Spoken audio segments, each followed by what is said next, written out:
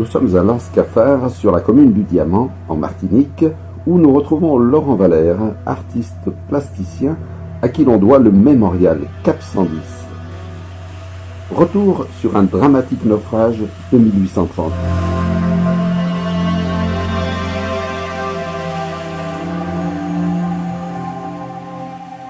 Un naufrage qui aurait eu lieu ici en 1830. En 1830, effectivement, c'est une période où l'esclavage n'est pas encore aboli, il va l'être en 1848, mais où la traite des Africains est interdite. Donc c'est une période de trafic. Et pendant cette période-là, il y a eu des naufrages. Et ce naufrage d'avril 1830 est connu comme étant le dernier naufrage de navires négriers de l'histoire de la Martinique. Et donc avec cette anecdote, cette fortune de mer, ce drame, je vais voir le maire du Diamant, qui est historien, qui se trouve. On en discute et il me dit, mais pourquoi pas ne faire un mémorial sur cet endroit? Et c'est ainsi que Cap 110 est né en 1998, qui était la date de célébration du 150e de l'abolition de l'esclavage à la Martinique.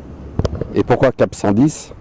Cap 110 parce que l'orientation du monument, de l'installation, est une orientation qui est déterminée par un triangle dont la pointe est orientée vers le Cap 110, qui lui est le cap vers l'Afrique, d'où venaient les morts qui sont enterrés sous nos pieds ici.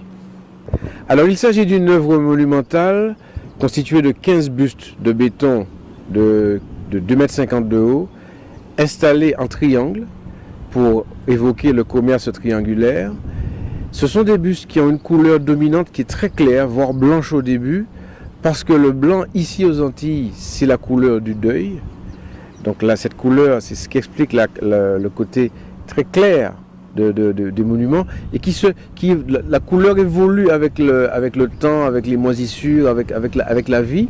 Chaque sculpture est installée avec une posture qui rappelle la difficulté du sort de ces personnes, et l'ensemble est installé au milieu ce qui était une prairie où les enfants jouaient au football, face à la baie du Diamant et face au rocher du Diamant. Donc on est sur une installation qui est à la fois un monument funéraire, mais en même temps un appel au partage, un appel à la partage de l'histoire, de façon à ce que ceci ne se reproduise jamais, ni ici, ni ailleurs, ce qui n'est pas le cas, puisqu'on sait bien que l'esclavage continue dans beaucoup de pays dans le monde aujourd'hui.